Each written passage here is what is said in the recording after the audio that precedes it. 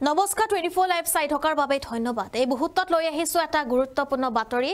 আজি একাধিক মন্ত্ৰীৰ সালসলনি হ'ব দপ্তৰ আৰু নতুনকৈ বিধায়কৰ পৰা মন্ত্ৰী হোৱা যি কেইগৰাকী মন্ত্ৰী আছে সেইগৰাকী মন্ত্ৰীক কি দপ্তৰ বিতৰণ কৰিব হিমন্ত চৰকাৰৰ কেবিনেটে সবিশেষ লৈ আহিছো এই মুহূৰ্তত।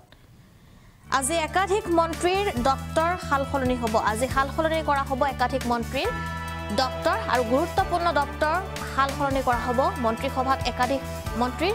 শনিবাৰে 4 নতুন মন্ত্ৰীৰ শপত গ্ৰহণৰ পাছতে এতিয়া অৱধাৰিত হৈছে বহুকেইজন মন্ত্ৰী আৰু আজি দুপৰীয়া 12 বজাৰ ভিতৰত সম্পন্ন হ'ব দপ্তৰ বিতৰণ প্ৰক্ৰিয়া আৰু 12 বজাৰ লগে লগে বিতৰণ কৰা হ'ব দপ্তৰ। ইতিমধ্যে মুখ্যমন্ত্ৰী ডক্টৰ হিমন্ত বিশ্ব শৰ্মাই কৰিছে এই কথা সদৰি। আমি জনাই আছো এটা বিশেষ খবৰ কিয়নো আজি সালসলনি কৰা হ'ব একাধিক মন্ত্ৰীৰ দপ্তৰ আৰু নতুন 4 মন্ত্ৰীক প্ৰদান কৰিব বিভাগৰ দায়িত্ব। নতুন 4 মন্ত্ৰীক প্ৰদান কৰা হ'ব বিভাগীয় দায়িত্ব। সালসলনি হ'ব কেইবাগৰাকীও মন্ত্ৰীৰ দপ্তৰ আজি সালসলনি কৰা হ'ব আৰু 21জন মন্ত্ৰীৰ হাতত আছে বহু বিভাগত দায়িত্ব আছে 21জন মন্ত্ৰীৰ হাততে, যাৰ বাবে হয়তো সালসলনি হ'ব পূৰ্বৰ বহু কেইগৰাকী জ্যেষ্ঠ মন্ত্ৰীৰ দপ্তৰ আৰু অভিভাৱক মন্ত্ৰী নথকাৰ বাবে সমস্যাৰ সন্মুখীন হৈছিলে মন্ত্ৰীসভাত, যাৰ বাবে নতুন 4 গৰাকীকৈ মন্ত্ৰী নিৰ্বাচিত কৰা হৈছে আৰু নৱ 4 গৰাকীকৈ মন্ত্ৰীয়ে লাভ কৰিছে মন্ত্ৰিত্ব আৰু ইয়াৰ বাবে এতিয়া যোগ্যতা অনুসৰি তেওঁলোকক দপ্তৰ বিতৰণ কৰা হ'ব নৱ 4 গৰাকী মন্ত্ৰীক। আমি জনাই আছো এই মুহূৰ্তৰ এটা বিশেষ খবৰ মুখ্যমন্ত্ৰীৰ হাতত থকা কেইবাটাও দপ্তৰ ভগাই দিয়াৰ সম্ভাৱনা আছে।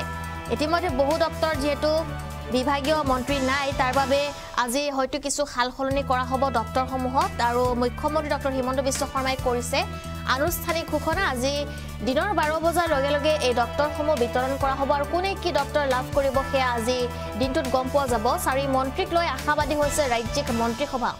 4 মন্ত্ৰীক লৈ এতিয়া আশাবাদী হৈছে ৰাজ্যিক মন্ত্ৰীসভা আৰু বৰাকৰ উন্নয়নৰ যেটো নতুন মাত্ৰা পাব বুলি মন্তব্য কৰিছে মুখ্যমন্ত্ৰীয়ে। বৰাকৰ উন্নয়নে নতুন মাত্ৰা পাব। শনিবাৰে নতুনকৈ শপত লৈছিলে 4 গৰাকীকৈ মন্ত্ৰীয়ে আৰু আজি সেই 4 গৰাকীকৈ মন্ত্ৰীকে যেটো দিয়া হ'ব নতুনকৈ দপ্তৰ আৰু প্ৰশান্ত ফুকন, কৃষ্ণেন্দু পাল, ৰূপেশ গোৱালা লগতে কৌশিক ৰায়ে লৈছিলে মন্ত্ৰিত্বৰ শপত আৰু সেই গৰাকী মন্ত্ৰীক আজি দিয়া হ'ব নতুন দপ্তৰৰ যেটো তেওঁলোকক দিয়া হ'ব আৰু অৰ্পণ কৰা হ'ব। আজি সালসলনি হ'ব একাধিক মন্ত্ৰীৰ দপ্তৰ আজি সালসলনি কৰা হ'ব। নতুন 4 মন্ত্ৰীক প্ৰদান কৰিব বিভাগীয় দায়িত্ব।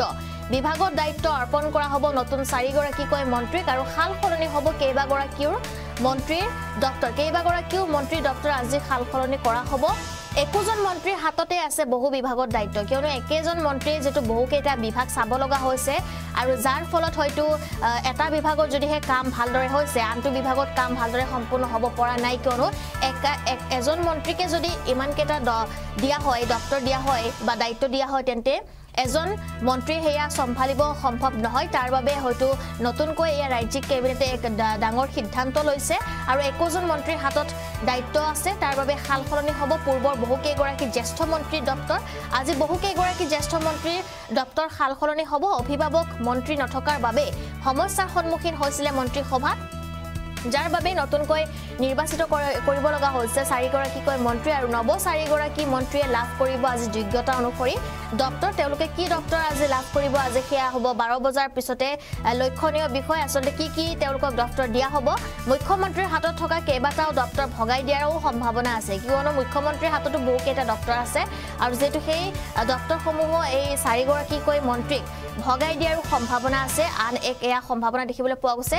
ইতিমধ্যে মুখ্যমন্ত্ৰী ডক্টৰ হিমন্ত বিশ্ব শৰ্মাই কৰিছে এয়া কথা আনুষ্ঠানিক তেওঁ ঘোষণা কৰিছে যেটো আজি 4 গৰাকীকৈ মন্ত্ৰীৰ লগতে একাধিক মন্ত্ৰীৰ দপ্তৰ সালসলনি হ'ব বুলিও জানিব পৰা গৈছে।